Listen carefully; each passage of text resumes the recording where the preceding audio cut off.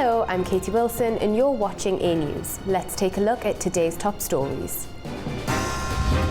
NATO ministers meet in Brussels to strengthen defences and renew military support for Ukraine. The Israeli military says Hamas has handed over the bodies of 4 more hostages.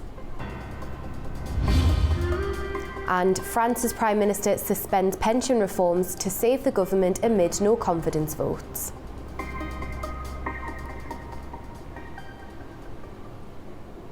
NATO defence ministers are meeting in Brussels with a renewed focus on air and drone defences and fresh pledges of military support for Ukraine. NATO Secretary-General Mark Rutte said the alliance and the European Union are working closely to protect member states from drone incursions while ramping up weapons productions and assistance to Kyiv. US Defence Secretary Pete Hegseth said those commitments will soon translate into greater NATO firepower, allowing European countries to purchase US weapons for Ukraine. Issues we were discussing is this new program, which we launched only in August, the program where the United States is again delivering essential, lethal and non-lethal military support to Ukraine, paid for by allies, already 2 billion committed. And I have every reason to assume today that many other countries will sign up. This is crucial stuff, including air defense systems and particularly interceptors, important for Ukraine to make sure that their civilian population, their crucial infrastructure is as much protected as possible. We need our allies to step up, and they did, and they have, in those commitments. Now those commitments will soon translate into capabilities, which is the most important aspect of it. And one part of that, of course, is Pearl, is the initiative where European countries buy U.S. weapons transferred to NATO for the fight in Ukraine to bring peace to that conflict. We're heading now to southern Israel, where our correspondent Louis Brown is reporting from the city of Sderot, just a mile from Gaza. The area was one of the hardest hit during the October the 7th attacks by Hamas. Louis is on the ground to assess how the city is recovering under the current ceasefire. We're here in the city of Sderot on top of Kobe's Hill, just a 1-hour drive south of Tel Aviv. Now, just 1 mile behind me is Gaza. Now, Sderot is significant because on October 7th, 2023, the city was subject to intense onslaught by Hamas, with 20 Israeli officers being killed and 72 civilians also being killed. Now, following October 7th, 90% of the city was evacuated across the country, with them not coming back fully until August 2024. Now, we'll be going to report live on the ground later today in Sderot to get the sense of safety and the ceasefire, the local comments on the ceasefire agreement and whether the city is safer now than it was following the days of October 7th. Now, let's talk a little bit more about the ceasefire itself, where Israel has received 4 more bodies yesterday, with 1 body yet to be identified as an Israeli or foreign national taken on October the 7th. Now, Hamas says they cannot locate the other 20 bodies, which Israel says is a violation of the ceasefire. Now, Israel also killed 6 suspects in Gaza yesterday, another violation of the ceasefire agreement. Now, aid that is waiting at the Rafah crossing has yet to come in, with Israel saying they will not allow it and then changing their mind saying they are going to allow it. Now, Tom Fletcher, UN chief, urged that aid to come in as soon as possible. Now, we will keep you up to date with the latest on the ceasefire and here in Israel as reports come in. Lou Brown. Staying on developments in the Middle East, Hamas has returned the bodies of 4 more hostages to Israel, a new step in the ceasefire deal brokered by Washington. The Red Cross transferred the remains to Israeli forces overnight, bringing the total number of deceased hostages repatriated to 8. Israel says Hamas must hand over all 28 bodies agreed under the ceasefire terms, warning that any delay would be treated as a violation. Officials have already suspended plans to reopen the Rafah crossing and restricted aid flows into Gaza until the process is complete. At a White House meeting on Tuesday, President Trump warned that Hamas must disarm or be disarmed.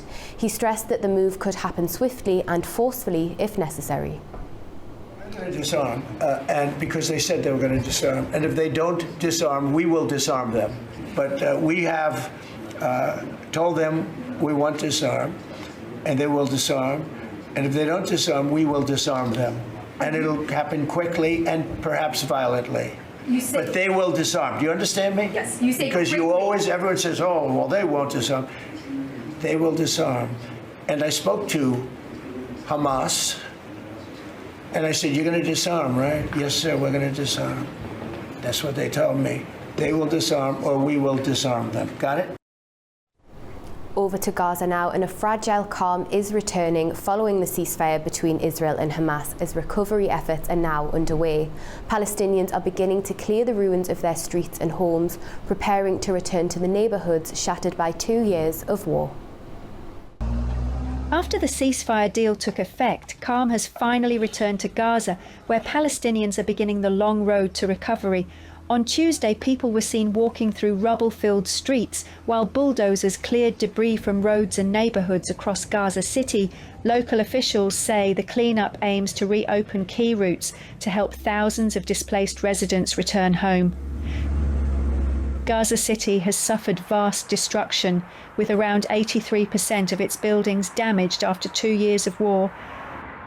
From the beginning of the ceasefire, the municipality of Gaza started immediately to act for opening the roads and streets of the city.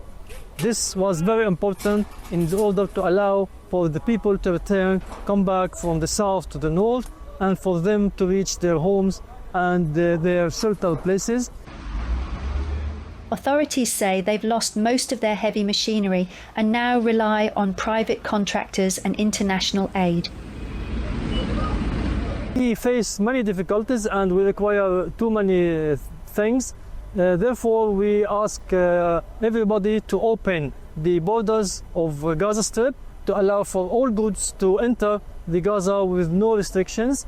We need spare parts of all kinds for electric generators, for water wells, pumps, for vehicles, and we need heavy machinery to support the municipalities for their work. And we also demand to have building materials, especially cement. The United Nations Development Programme says the war has left behind at least 55 million tonnes of rubble and warns that Gaza's recovery could take decades. The amount of damage in the Gaza Strip is huge. There are more than 50 million tons of rubble now in the Gaza Strip that requires strategies so we can remove them from the areas, neighbourhoods and people's homes. There is also a lack in resources and abilities, especially heavy machinery. We need a big number of heavy machinery from bulldozers, diggers and trucks. European and Arab nations, along with Canada and the United States, have signalled their readiness to help fund Gaza's estimated $70 billion reconstruction effort. As the Israeli-Palestinian war comes to an end, and with the final hostages released under the ceasefire deal, both sides are now counting the human and physical cost of the conflict. To other news now, and President Trump has once again criticised President Putin over the war in Ukraine. He said the Russian leader is destroying his own country through a conflict that should have ended long ago. Look, I'm very disappointed because Vladimir and I had a very good relationship, probably still do. I don't know why he continues with this war. This war has been so bad for him. He's going into 4 years of a war that he should have won that war in 1 week. He's lost 1.5 million soldiers, probably, close. Certainly in terms of wounded and no legs and no arms and all the things that happen in horrible wars. It's a horrible war. He's got to really settle this war. And you know, they have long lines waiting for gasoline in Russia right now, right? They have long lines. Who thought that was going to happen? And all of a sudden his economy is going to collapse. And I'd like to see him do well. I mean, I had a very good relationship with Vladimir Putin, but he just doesn't want to end that war, and I think it's making him look very bad. To the United States now, where the federal government shutdown has just entered its 3rd week. There's still no breakthrough in Washington, and the standoff is starting to affect services and workers across the country. What happens next depends on whether President Trump and Congress can reach a deal. The federal government shutdown has stretched into its 3rd week, with no sign of a breakthrough in Washington. A key vote in the Senate on Tuesday failed to end the standoff, deepening the impact on public services and workers across the country. Senators voted 49 to 45 in favour of a Republican-backed short-term funding bill, but the motion fell short of the 60 votes needed to move forward. The deadlock has left government departments without funding, extending a partial shutdown that began on October 1st. Thousands of federal employees are out of work, while key institutions, including the Smithsonian Museums and National Zoo, have closed or scaled back operations. The Centers for Disease Control and Prevention also mistakenly issued hundreds of redundancy notices last week, with around 600 workers still on unpaid leave. Air travel is also disrupted, with staff shortages among air traffic controllers, causing nearly 8,000 flight delays and over 270 cancellations on Sunday. As the shutdown continues, pressure is mounting on President Trump and Congress to reach a deal, but millions of Americans remain affected. France's Prime Minister Sébastien Lecornu has frozen President Macron's pension reform in a last-minute move to avoid government collapse, as two no-confidence votes loom. Here's how the suspension has reshaped the political fight in Paris. France's Prime Minister Sébastien Lecornu has announced the suspension of President Emmanuel Macron's controversial 2023 pension reform, a last-minute move to save his minority government from collapse. Speaking in Parliament, Lecornu said the plan to raise the retirement age from 62 to 64 will be frozen until after the 2027 presidential election, effectively shelving Macron's flagship reform. The move comes just days before two no-confidence votes. With conditional backing from the socialists, Lecornu may survive, but at a political cost. The 2023 reform, pushed through under Article 49.3 without a vote, sparked months of strikes and was seen as a wound on democracy. Now, by promising open debate and ruling out 49.3, Lecornu hopes to rebuild trust and win support for his 2026 budget. Prime Minister, the French people were waiting for your statement. They were waiting for a sign that you were listening the suspension of the pension reform. Here it is finally. It is a victory, certainly. Socialist leader Boris Vallaud hailed the move as a democratic victory, but warned that the left would stay vigilant to ensure promises become action. You have accepted a new rule of the game, abandoning Article 49.3. We accept it because we asked for it and because democracy does not die from being in movement, but from staying still.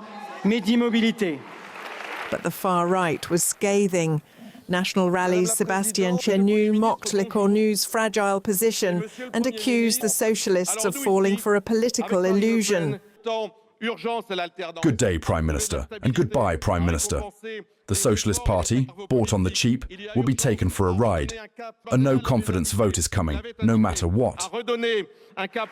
From the far left, Mathilde Panot of France Unbowed called Lecornu's tenure a short-term contract, a symbol, she said, of Macronism collapsing under its own weight.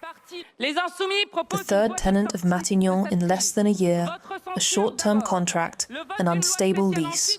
This is Macronism facing itself. Lecornu, Macron's fifth prime minister in 2 years, warned that freezing the reform would cost nearly €2 billion by 2027 to be offset through spending cuts, not new debt. For now, the concession has bought him time. But with public debt at 114% of GDP and confidence in the government eroding, this fragile reprieve may not last. Well, just hours after returning from his trip to the Middle East, President Trump is shifting his focus to the other side of the world by hosting the Argentinian President Javier Milei at the White House. It comes after the US agreed to a $20 billion currency swap in a major bailout for Argentina. Kate Fisher reports from Washington. Fresh off the plane from the Middle East after securing an end to the war in Gaza, US President Donald Trump shifted his foreign policy focus on Tuesday to Latin America, welcoming one of his biggest political allies to the White House, Argentinian leader Javier Milei, a man he's described as his favourite president. Despite the mutual admiration, this is Mr. Milei's first visit to the Oval Office, and the meeting comes just days after the Trump administration agreed to supply Argentina with a $20 billion lifeline in the form of a currency swap with the country's central bank in a bid to stabilise its financial markets. On Tuesday, Mr. Trump also said that a free trade agreement with Argentina was possible. Now, details of this bailout remain scarce, but it could help Mr. Milei politically as he tries to stave off a financial crisis and after his party suffered a major loss in a key provincial election. The US president made it explicit, though, that this financial lifeline is conditional on Mr. Milei being re-elected as president, and his party faces a crucial midterm election later this month.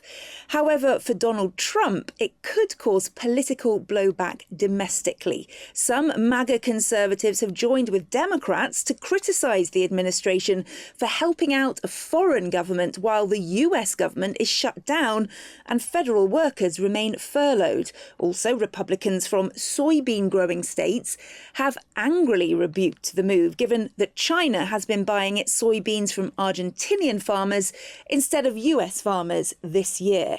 Though President Trump suggested that if Argentina worked with China militarily, then the deal could be in jeopardy. There have also been accusations that wealthy friends of US Treasury Secretary Scott Bessent could benefit financially from this. US hedge funds and investors are already heavily involved in Argentina. But Mr. Bessent had defended the bailout, arguing that the move will help to bring stability to the West and opportunities for US business leaders in Argentina. Now, I should note that the US president also addressed the Gaza deal during his comments with Mr. Milei, saying that Hamas had assured his advisers that they would disarm and that if they don't, then the US will disarm them. Kate Fisher for A News in Washington, D.C. After weeks of youth-led protests over corruption and poor governance, Madagascar's military has seized control of the country. President Andry Rajoelina fled on a French military plane after being impeached. The leader of the Capsat army unit announced a transitional military government, suspended key institutions and promised elections within 2 years. Protesters largely welcomed the takeover but called for a swift return to civilian rule. President Rajoelina's office has denounced the move as an attempted coup.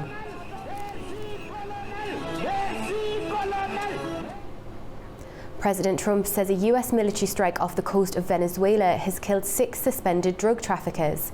In a post on Truth Social, he claimed the vessel was trafficking narcotics and associated with illicit narco-terrorist networks, though he provided no evidence and did not name the group. A video he shared shows a stationary boat being hit by a projectile before exploding. The strike comes amid a significant US military build-up in the Caribbean, including warships, F-35 jets and a nuclear-powered submarine. Venezuelan President Nicolas Maduro has accused Washington of seeking to remove him from power, claims US officials deny.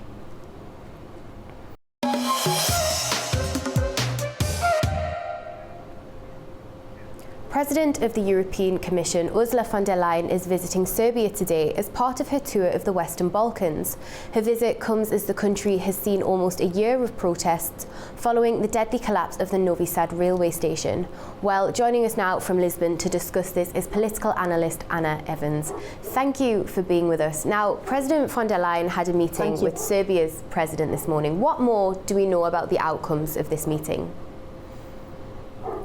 Well, this is, first of all, a meeting that happens on an annual basis. So President von der Leyen has traveled to the Western Balkans every year for the past few years. And this is really important because, first of all, these trips are a mechanism to build trust between the President of the European Commission, who represents the governance of the 27 member states in Western Europe, and the leaders of Western Balkans. So this is a building trust, a knitting of a fabric of trust, first of all. Secondly, the Western Balkans are geostrategically really important for the European Union, and this is the reason why President von der Leyen has such an investment in terms of these annual meetings and annual conversations with the Western Balkan leaders. And this is a geostrategic preoccupation in a different set of policy areas. One of the great issues, which is always expected as an outcome of these annual meetings, is the fact that the European Union is interested, and the political leaders of Serbia and other Western Balkan countries are also interested in joining the European Union. So one of the great topics always is the issue of the conditions for accession to the European Union. And these conditions, every year when von der Leyen goes to Western Balkans, she says that there are a number of issues that need to be resolved. Issues that have to do with freedom of the press, with democracy, with corruption, and with a functioning liberal society. And so these are always topics at hand. Another topic that is pause on that for a minute. I'd like to pause on that for a minute. Is this particular visit this year has come with controversy, hasn't it? There's European parties that have been calling on von der Leyen to condemn President Vučić. Yes, the issue of political freedoms and media freedom has been constant, over the past years. It is not just this year, but in previous years, it has always been, an issue with regards to the possibility that the Western Balkans enter the European Union. And so, obviously, the annual trips are circumstances where lobby groups that pressure for freedom use the visit of President von der Leyen to press for that. So this is important. But there are issues that are also very important and also part of this visit as well as previous visits. And one of them is, of course, the economy. So President von der Leyen is as usually when she travels to the Western Balkans, she's also concerned with European investment in the Balkans and with trade and with other economic aspects that are also related to geopolitics. So, for example, the very fine balance that Serbia manifests towards Russia and China versus the European Union in economic terms and in security terms is really important, because the Western Balkans, as happens with other countries that were part of the Soviet Union, these countries need to have a delicate balance between their relations and interests vis-à-vis Russia and China, for that matter, and their relations vis-à-vis the Union. So how concerned do you think the European Union is about that, especially in light of the recent drone incursions onto NATO territory? How concerned do you think they are about Russian influence on the Western Balkans? Well, the European Union is very much concerned because that is the point. Ever since the invasion of the Ukraine started, when Russia invaded Ukraine more than 3 years ago, this caused, a really accentuated preoccupation for Europe with regard to relations between former countries of the Soviet Union and Russia. And so, of course, the war in Ukraine has put further pressure on the European Union's preoccupations with the relations of the Western Balkans with Russia. And these relations, again, are tied to economic concerns, and starting with energy. So, you know, relationships of energy purchases from Russia to these countries are very important, because the European Union and the United States have been sanctioning countries that purchase energy from Russia. So this is a point of matter. Another point of matter are critical raw materials and mines that exist in this area, and where China is very interested in investing, and that are also of very critical geostrategic importance, as are, you know, trade routes that possibly use this area. And there are other security aspects as well. So, for example, there have been always issues about how much the region can in some ways contribute, you know, to the passage of organizations that are criminal or terrorist, or that fund those kinds of non-admitted, non grata personae in Europe. Now, so we're running out of time now, but thank you so much, Anna, for joining us on the programme and for providing your insights. Thank you.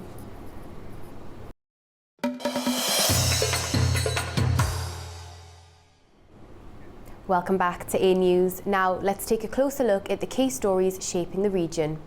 The third Azerbaijan National Urban Forum has begun in Han Kendi, focusing on building healthier and more climate-resilient cities. The event brings together local and international experts to discuss sustainable urban development and regional cooperation. Our reporter Sabina Abubekirova has more. Good afternoon from Han Kendi. Today marks the opening of the third Azerbaijan National Urban Forum. It brings together guests from 64 countries, experts, architects, officials and community leaders. The forum keeps growing each year. This time, more than 400 participants have joined us here in Han Kendi, and another 500 will continue the discussions in Baku later this week. The focus on how to build climate-resilient, healthy and modern cities across Azerbaijan's liberated territories. Key topics include post-conflict recovery, energy efficiency, housing and digital innovations. Among the opening speakers were Anar Guliyev, chairman and the State Committee, and Anna Claudia Rosbach, Executive Director of UN Habitat. The choice of Han Kendi is symbolic. Exactly 2 years ago, President Ilham Aliyev raised the national flag here, marking restored sovereignty. Now the mission is renewal, turning that momentum into real transformation.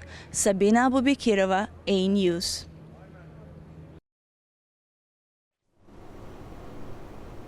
Syrian President Ahmed al-Shara is scheduled to meet with Russian President Vladimir Putin in Moscow on Wednesday.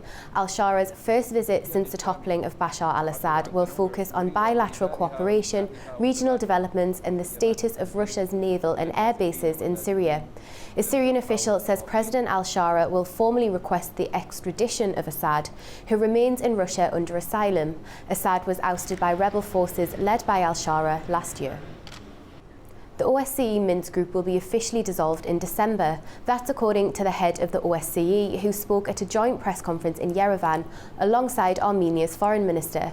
She welcomed the joint initiative by Azerbaijan and Armenia to dissolve the OSCE Minsk Group, noting that the decision marks a significant step towards redefining regional cooperation mechanisms. The OSCE Minsk Group, established in 1992, has been tasked with mediating the Karabakh conflict. Tensions are once again escalating along the Pakistan-Afghanistan border. Early Wednesday morning, fresh clashes broke out between the security forces of both countries, the latest in a series of confrontations that have raised fears of a wider conflict. Our correspondent Tamim Bahis has more from Kabul. The fighting erupted in several areas along the frontier, coming just days after intense weekend battles. Those earlier clashes followed Pakistani airstrikes inside Afghan territory. Each side has claimed to inflict heavy losses on the other, though none of the figures have been independently confirmed. Analysts say these are the most serious border clashes since the Taliban took control of Kabul in 2021. According to Afghan government spokesperson Zabiullah Mujahid, Pakistani forces used artillery and firearms to target parts of Kandahar's Spin Boldak district early Wednesday morning. He said the attacks resulted in significant civilian casualties. At least a dozen people were killed and more than 100 wounded. Mujahid added that Afghan forces responded with force, regaining control of the area, seizing several Pakistani positions and destroying military infrastructure. Afghan authorities say their troops remain determined to defend the country's borders. Pakistan's military, however, disputes the version of event. It says Afghan forces initiated the hostilities, attacking 4 different locations in Spin Boldak and destroying a key border crossing known as the Pak-Afghan Friendship Gate. Pakistan claims its troops pushed back the assault, killing several Taliban fighters, and says the situation on the ground continues to evolve. Meanwhile, reports of additional clashes have emerged from other border areas, including Khost and Paktika provinces. Islamabad continues to accuse Kabul of harboring militant groups blamed for recent attacks inside Pakistan, an allegation Afghan authorities deny. As both sides trade blame, the border remains tense and heavily militarized. Tamim Bahis in Kabul, A News. Over in Kyrgyzstan, a heated debate is underway over a proposed constitutional change that could bring back the death penalty. The move has triggered strong reactions across the country. Our correspondent Fariza Kalamirzana has the details. In Kyrgyzstan, a constitutional amendment is now open for public discussion, one that could bring back the death penalty. This initiative comes from the president's administration and targets the most serious crimes like the rape of children and murders linked to rape. The draft proposes changing Article 25 of the Constitution, which guarantees the right to life, to allow capital punishment, but only in exceptional cases. The reason is a sharp rise in brutal crimes against women and children. The government wants to send a clear message. These acts won't be tolerated. And official data shows that last year 43 women and children were murdered in Kyrgyzstan. This year, in the first 8 months, there have been 28 such cases. Also last year, 107 rapes were reported, 88 involving minors. Experts say many cases remain unreported due to fear or stigma. If approved, Kyrgyzstan would become the first Central Asian country to reverse from international commitments to abolish the death penalty. The bill includes plans to leave the second optional protocol to the International Covenant on Civil and Political Rights. The Foreign Ministry will notify the United Nations. Meanwhile, President Sadr Japarov stressed that the final decision must be made through a nationwide referendum. It's important to highlight that this initiative was sparked by the tragic murder of 17-year-old Aysulu, a case that shocked the entire nation. If the public agrees, Parliament will then move to update the criminal laws accordingly. Calls for justice and safety are growing, but opinions are divided. Human rights activists warn that the death penalty alone won't stop crime. They urge a broader approach, better prevention, police training and victim support. But public discussion continues. After it ends, the draft will go to Parliament, and if approved, the issue will be put to a national referendum. Fariza Kalamirzana, Almaty, A News. 2 years ago today, the President of Azerbaijan, Ilham Aliyev, raised the national flag in the city of Hankendi, marking a significant moment in the restoration of Azerbaijani sovereignty across all of its internationally recognised territory. This came after a swift 24-hour anti-terror operation on September the 19th in 2023, which led to the dismantling of the separatist regime and the surrender of illegal Armenian forces.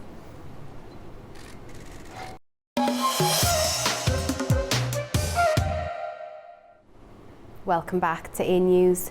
Today marks 2 years since the flag of Azerbaijan was raised in Hankendi following the end of the war in Karabakh. Joining us now to reflect on this and what has happened since is Vasif Husseinov from the Centre for Analysis of International Relations. Thank you for being with us. Now, let's go back to that day in particular. The military operation had already concluded in September, so what was the significance of this moment? For long years, Azerbaijan was trying to restore its integrity, to dissolve a separatist regime that was established in its territories by neighboring Armenia.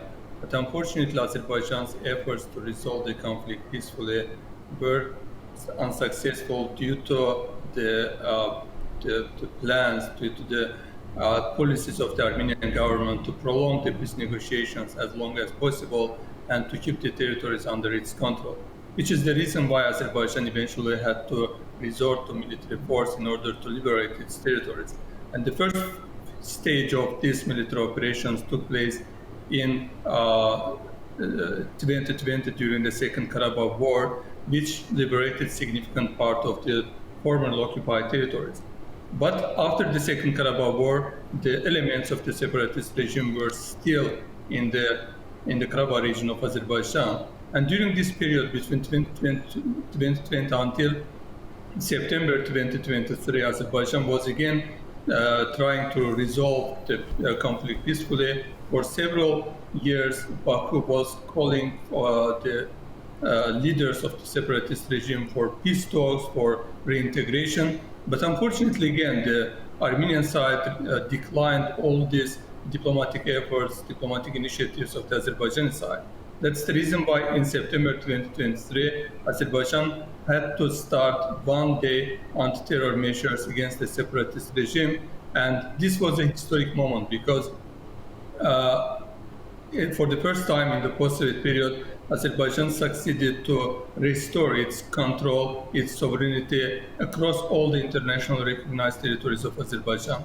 The significance, the importance of that day, September 2023, is very important, very high in the history of Azerbaijan. It was the first time in the entire post-Soviet period that Baku had full control, full sovereignty over its internationally recognized territories. So let's fast forward 2 years. And what does that mean for the peace process between Azerbaijan and Armenia that has went on to take place since then? First of all, it was unfortunate for the Armenian side that even after Second Karabakh War, the official government in Armenia under Prime Minister Pashinyan was still unconstructive in the peace process. And during this period, Azerbaijan documented the transfers of landmines, transfer of soldiers from Armenia to Karabakh region of Azerbaijan through Lachin corridor. And due to this unconstructive position of the Armenian side, it was not possible to resolve the second stage of the conflict peacefully. But since the dissolution of the separatist regime in September 2023, the Armenian government came to terms with reality, and they understood that all the international community recognized Azerbaijan's territorial integrity with Karabakh part of it. There was no pressure, no sanctions against the Azerbaijani government after anti-terror measures in September 2023. And it forced them also to reconcile with the realities, which is why after September 2023, Armenian government started to declare that they recognize as part of Azerbaijan, they are ready to sign a peace treaty, and to declare that the Armenian government recognizes Azerbaijan's territorial integrity as part of it. So the dissolution of the regime laid very strong foundation for lasting peace between Armenia and Azerbaijan, because the separatist regime was in the center of the conflict, and as it was dissolved in September 2023, the crux of the conflict disappeared, and it opened in very historic opportunities for peace between Armenia and Azerbaijan. So one area here where there's been recent progress is the trip corridor. I really want to get to that. So what does this tell us about the evolving dynamics between Azerbaijan and Armenia? Yeah, the trip corridor, the Washington summit, would not have been possible without the dissolution of the separatist regime in September 2023. That operation's anti-terror measures laid the foundation for today's peace between Armenia and Azerbaijan, as well as all other projects that will come in the future. And one of the most important signs for this more prosperous and peaceful future between the two countries was the Washington summit in August this year, on 8th of August, during which Armenia and Azerbaijan agreed on the text of peace treaty, they initialed the peace treaty, and also they agreed to open the Zengezur corridor under a new official name, Trump Route for International Peace and Security. Of course, this is something that will make it possible for Armenia and Azerbaijan to cooperate in regional integration projects, regional connectivity projects, as well as in all other spheres. Until now, Armenia was in self-imposed blockade, and that's the reason why they were left out of all the regional projects, including energy projects, pipeline routes, as well as connectivity projects. But after Washington summit, if we succeed to realize the trip corridor, if we succeed to sign peace treaty eventually after removal of territorial claims from Armenia's constitution, it will be possible for us to cooperate as well as to do it in trilateral format together with Georgia. The importance of Washington summit and the importance of the agreement on the Zengezur corridor is not just for bilateral matter between Armenia and Azerbaijan. It is larger issue of all other regional countries, including Georgia, Central Asia, Turkey, as well as Europe, will benefit from the peace between Armenia and Azerbaijan. Now, we've recently seen a proposed map for the trip corridor. How feasible do you think those plans are? And I also want to ask, the Armenian opposition has their own territorial concerns about this plan. What do you make of those? Yeah, as I said, unfortunately, it is for the moment not certain that everything will go smoothly with no problems. Of course, there will be challenges down the road, particularly due to the revanchist groups in Armenia. Now Armenia is getting prepared for parliamentary elections next year, and the opposition groups are very critical about Washington summit. They are very critical about the peace agreement between Azerbaijan and Armenia, and they still dream of revanchism, some military operations against Azerbaijan in the future, or retaking the lost territories, formerly occupied territories of Azerbaijan, which is the reason why the parliamentary elections next year is going to be very critical. But we believe that the larger population in Armenia are also supportive of peace between the two countries, which is the reason why most likely the forces, the political forces which will be in favor of peace with Azerbaijan will come to power. But of course, nothing can be ruled out in this context, because as I said, the opposition groups are very much against the trip corridor. They are very much against the peace treaty with Azerbaijan under the terms that have been agreed upon. Therefore, the next year elections are going to be very critical for the peace process. And what influence do you think diplomatic engagement from the EU and the US has had not only on the past 2 years, but also on these future plans? Diplomatic engagement of the Western countries, United States and EU, is going to be very important in this context. Until now, unfortunately, we didn't see that much constructivist position of the Western countries during the conflict period between Armenia and Azerbaijan. No Western country was pressuring Armenia to liberate occupied territories of Azerbaijan peacefully. But now the situation has changed. Now Azerbaijan has itself resolved its conflict, restored its territorial integrity, and liberated the occupied territories. And the Western countries, both the United States and the European Union, they understood that the new conditions, the new situation in the South Caucasus is also in the favor of the West. They are going to benefit from Zengezur corridors. They are going to benefit from peaceful situation in the South Caucasus.